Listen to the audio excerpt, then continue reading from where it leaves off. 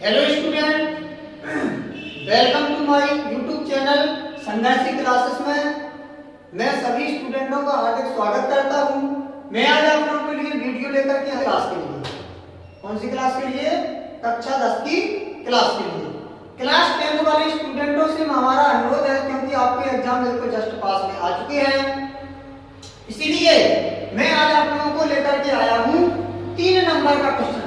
3 number का question 3 number का question 3 number का क्वेश्चन बोर्ड एग्जाम में आता है, जो जीवन पहचान से रिलेटेड है। किससे रिलेटेड है?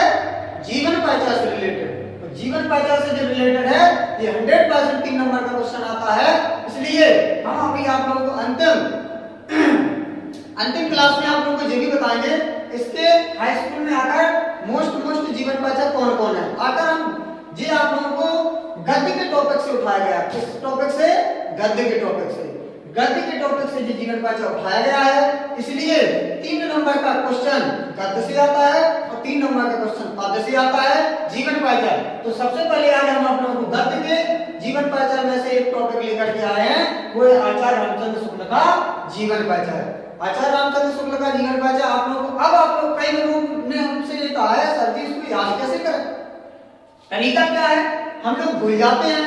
तो सबसे पहले आप लोग तरीका सीखिए, तरीका समझिए, और तरीका समझने के बाद अपनी बोर्ड एग्जाम की कॉपी में लिखिए, जिससे आप लोग अच्छे से अच्छे नंबर प्राप्त कर सकें। क्योंकि ऐसे तो सभी लोग लिख लेते हैं, लेकिन हमें तरीका के अकॉर्डिंग कॉपी में लिखना है, जिससे अच्छी से अच्छी कॉपी हम सजा करके, मतलब अच्छी से अच्छी राइटिंग में कॉपी लिख सकें और एग्जामिनर को उससे अच्छे से अच्छे नंबर प्राप्त कर सकें। इसीलिए इस वीडियो में हम आप लोगों को लेकर के आए हैं कि जीवन पहचान आकर होता क्या है, जीवन पहचान में हमें आकर कौन कौन सी चीजें सीखना है, जीवन पहचान में हमें क्या क्या चीजें याद करना है और क्या क्या चीजें क्लियर रखना है, जिसके माध्यम से हम आप लोगों के लिए ये वीडियो लेकर के आए हैं। तो जीवन पहचान में सबसे पहले आप लोगों को किसी भी लेखक का अगर हम जीवन पहचान लिखते हैं, उनका जन्म सही याद होना चाहिए, जन्म स्थान सही होना चाहिए, उनके माता पिता का नाम याद सही से होना चाहिए, और जीवन पहचान का एक मतलब समझिए। जीवन पहचान का होता क्या है? जीवन पहचान का मतलब होता है किसी भी लेखक का जीवन का चरित्र करना, जीवन के बारे में बताना कि अगर उस लेखक ने जब जन्म लिया शुरुआत से, कैसे उसने शिक्षा प्राप्त की होगी, कैसे उसने शिक्षा प्राप्त करके अपना भविष्य आगे की ओर बढ़ाया होगा, और कैसे भविष्य आगे की ओर बढ़ा करके कैसे उसने इस गद्य में अपना इतिहास बनाया होगा। आखिर उस गद्य में इतिहास के बारे में उस लेखक को क्यों जाना जाता है? क्योंकि उसने अच्छे कर्तव्य किए होंगे, अच्छी रचनाएं लिखी होंगी, अच्छे किताबों के बारे में लिखा होगा, जिससे उस लेखक का नाम गद्य में पड़ा है, गद्य में इतिहास में बना है उसका नाम। इसीलिए सबसे पहले लेखक का जीवन पहचान हम लेकर के आए हैं, आचार्य रामचंद्र शुक्ल का जीवन पहचान। तो आप लोगों को बोर्ड एग्जाम में क्योंकि किसी भी प्रश्न पूछते हैं तो प्रश्न नंबर डाल देते हैं, फिर बगल से इधर उत्तर लिखते हैं, उत्तर में हमें ऐसे ही हेडिंग डालना है। जैसे आप लोगों को का गा, मतलब 3 जीवन पहचान पूछे जाएंगे, उसमें से आप लोगों को एक लिखना पड़ेगा। तो एक लिखने के साथ में अगर हम का को हमें आ गया तो का को लिख दें, का नंबर का आ गया तो का नंबर का यहाँ पर डाल करके उत्तर में, तो इसी लाइन पर ऐसे ही हेडिंग डालेंगे, एक ही लाइन में, जैसे हमने लिखा है आचार्य रामचंद्र शुक्ल का जीवन पहचान। अगर अकॉर्डिंग इस तरीका के अकॉर्डिंग हम लिखते हैं, अच्छी राइटिंग में लिखते हैं, तो हम अच्छे मार्क्स प्राप्त करते हैं। इसीलिए कई लोग कहने लगा, सर जी हम पेपर तो 70 नंबर का करके आए हैं, पेपर तो हम 70 में से 65 नंबर का करके आए हैं, वहां 40 और 45 नंबर क्यों आए हैं? क्योंकि आप लोगों को मालूम होना चाहिए जो हिंदी है, हिंदी में राइटिंग के भी नंबर कट जाते हैं, इसलिए अच्छी से अच्छी राइटिंग लिखने का आप लोग कोशिश करें और तरीका के अकॉर्डिंग लिखें। अब आप लोगों के सामने पेश है, स्क्रीन पे आप लोगों को दिख रहा है कि आचार्य रामचंद्र शुक्ल का जीवन पहचान। तो साफ साफ इसमें लिखा है आचार्य रामचंद्र शुक्ल का जन्म सन 1884 ईस्वी में बस्ती जिले के अगोना नामक ग्राम में लिखा हो या गांव में लिखा हो, उसमें इसमें कोई अंतर नहीं होता है, गांव में हुआ था। इनके पिता का नाम चंद्रवल्ली शुक्ल था। तो उनके जो पिताजी थे वो कौन थे? चंद्रवल्ली शुक्ल।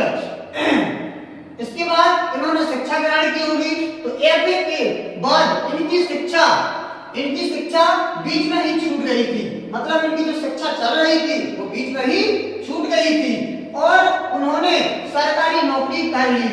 मतलब उस समय जो पहले का समय चल रहा था उसमें सरकारी नौकरी जल्दी लग जाती थी, तो कर ली। किंतु स्वाभिमान के कारण, किसके कारण? स्वाभिमान के कारण सरकारी नौकरी छोड़कर भी मिर्जापुर के मिशन स्कूल में चित्रकला के अध्यापक हो गए। मिर्जापुर में एक मिशन स्कूल चल रहा था, इसमें क्या हो गए? वो चित्रकला के अध्यापक, मतलब आर्ट के अध्यापक हो चुके थे। फिर इसके बाद इसमें लिखा है जिससे उन्होंने हिंदी, अंग्रेजी, उर्दू, बांग्ला, फारसी आदि भाषाओं का ज्ञान प्राप्त किया। उन्होंने आदि भाषाओं का क्या किया? वहां पर देखो चित्रकला के अध्यापक भी बन गए थे। फिर उन्होंने गहराई से क्या किया? इन भाषाओं के बारे में गहराई से अध्ययन किया, और गहराई से अध्ययन करने के बाद अपनी किताबें लिखना शुरू कर दिया। यहाँ से आप लोगों को उनके चरित्र के बारे में जानकारी मिलती है। फिर उनका क्या लिखा है? उनकी गिनती उच्च कोटि के विद्वानों में होने लगी।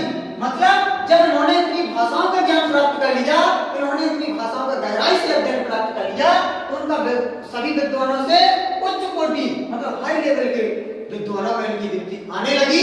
और इनको आचार्य रामचंद्र शुक्ल के नाम से तो जानते ही थे, लेकिन विद्वानों के नाम से भी इनको जाने जाने लगा। मतलब इनको अच्छा ज्ञान इसका प्राप्त हो चुका था। इसके बाद में लिखा है कुछ समय बाद में काशी हिंदू विश्वविद्यालय के हिंदी विभाग में अध्यापक नियुक्त किए गए। मतलब काशी हिंदू विश्वविद्यालय था जिसमें उन्होंने क्या किया था? उन्होंने हिंदी के क्या हो गए थे? अध्यापक नियुक्त हुए थे हिंदी विभाग में। ठीक है। उन्होंने अनेक निबंध तथा आलोचना की भी रचना की थी। मतलब अनेक उन्होंने निबंध लिखे थे, अनेक उन्होंने आलोचनाएं लिखी थी, सबसे ज्यादा ये लिखी थी, इसलिए यही ये इनकी चर्चा में है। इसके बाद क्या है? अंतिम क्षणों तक साहित्य की साधना में रहते हुए अंतिम क्षणों तक इन्होंने क्या किया था? साहित्य के क्षेत्र में ही बने रहे। सन 1941 ईस्वी में इनकी मृत्यु हो गई। मतलब अंतिम समय तक इनका इतिहास में नाम इसलिए जाना जाता है, अंतिम समय तक इन्होंने लेख अपने लिखे, लेख लिखने के बाद अपना इतिहास बना के चले गए। और गद्य में, निबंध के साहित्य में क्षेत्र में सबसे ज्यादा आचार्य रामचंद्र शुक्ल को जाना जाता है।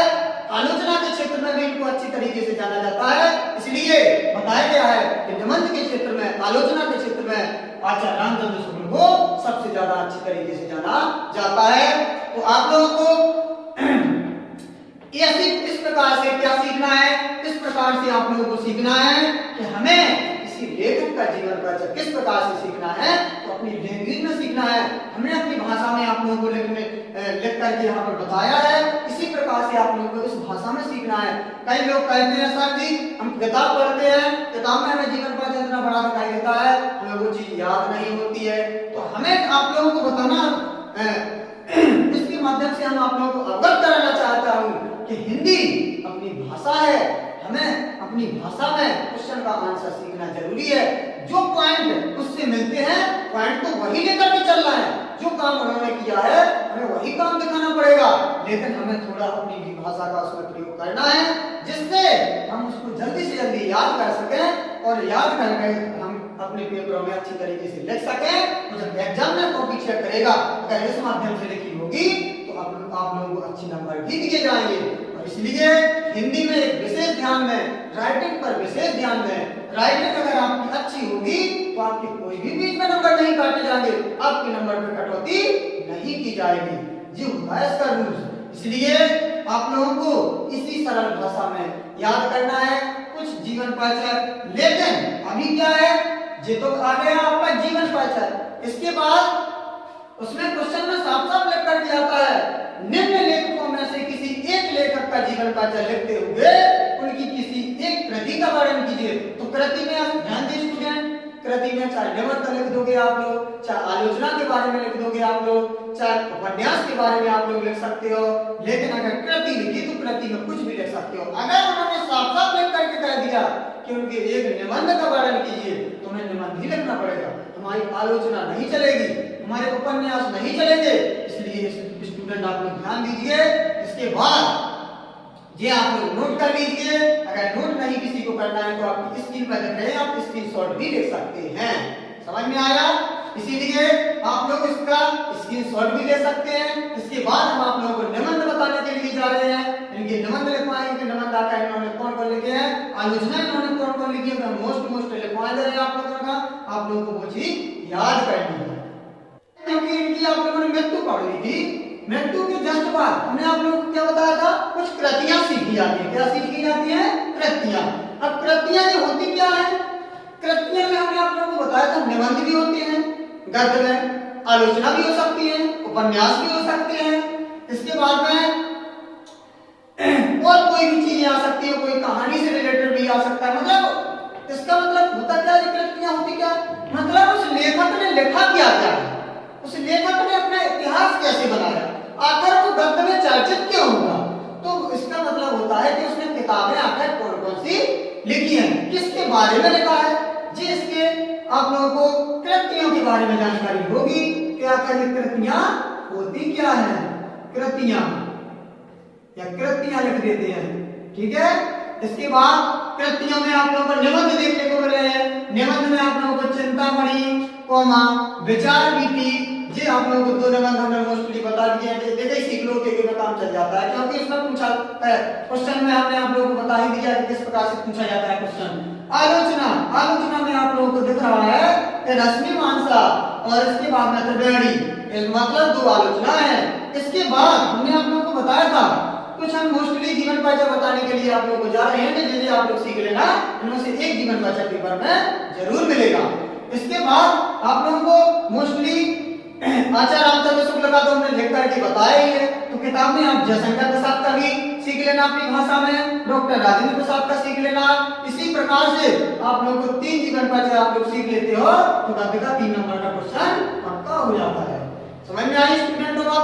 आप लोगों को जिस प्रकार से हमने भाषा में जीवन परिचय लिखे हैं, आप लोगों को उसी लैंग्वेज में सीखना है, उसी प्रकार से अपनी भाषा में सीखना है, जिससे पेपरों में आप लोग भूल ना जाएं और सेंटर में जिस प्रकार से आप लोग बैठते हो तो आप लोग अच्छी से अच्छी भाषा में लिख सको। और सुंदर लेख जरूर लिखना, क्योंकि लेख भी मायने रखती है पेपरों में।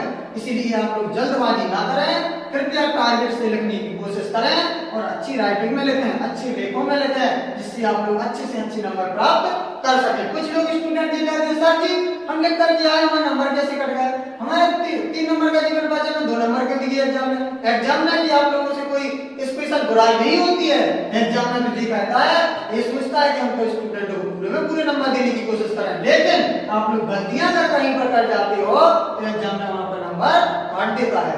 समझ में आई स्टूडेंटों? अगर मेरी वीडियो आप सभी को अच्छी लगी हो तो कृपया उसे लाइक, शेयर और सब्सक्राइब करना बिल्कुल ना भूलें। अगर जो हमारे चैनल पर नए हो तो उस चैनल को सब्सक्राइब करना बिल्कुल ना भूलें। दूसरे स्टूडेंटों को अपने साथ जोड़ें और अच्छे से अच्छी आप लोगों को अध्ययन खुद करें और दूसरों को कराएं, जिससे आप लोग अच्छे से अच्छे पेपरों में मार्क्स प्राप्त करें। मेरी तो यही कामना है सभी से। और मैं आप लोगों को सभी को ये बताना चाहता हूं कि 20 नंबर के क्वेश्चन आपके ऑब्जेक्टिव को आना ही है, तो OMR से रिलेटेड होंगे। OMR जो OMR सीट होगी, OMR सीट से रिलेटेड होंगे 20 नंबर के क्वेश्चन, जिसमें ऑब्जेक्टिव क्वेश्चन रहेंगे 1 नंबर के। इसीलिए आप लोगों का जो 50 नंबर का पेपर रहेगा उसके आप लोगों को डेली बाय डेली 2-2, 4-4 क्वेश्चनों की या 1-2 क्वेश्चनों की वीडियो आप लोगों को अपलोड कराई जाएगी, जिससे आप लोग उसको देख करके अपने भविष्य को उज्जवल बनाएं और दूसरों के भविष्य को भी उज्जवल बनाएं, अच्छे से अच्छे पेपरों में नंबर प्राप्त करने की कोशिश करें। Thank you. आज के लिए इतना ही। इस कक्षा में मैं आप लोगों के लिए इतना ही बताना चाहता हूँ। अगली क्लास में मिलेंगे अगले क्वेश्चनों के साथ।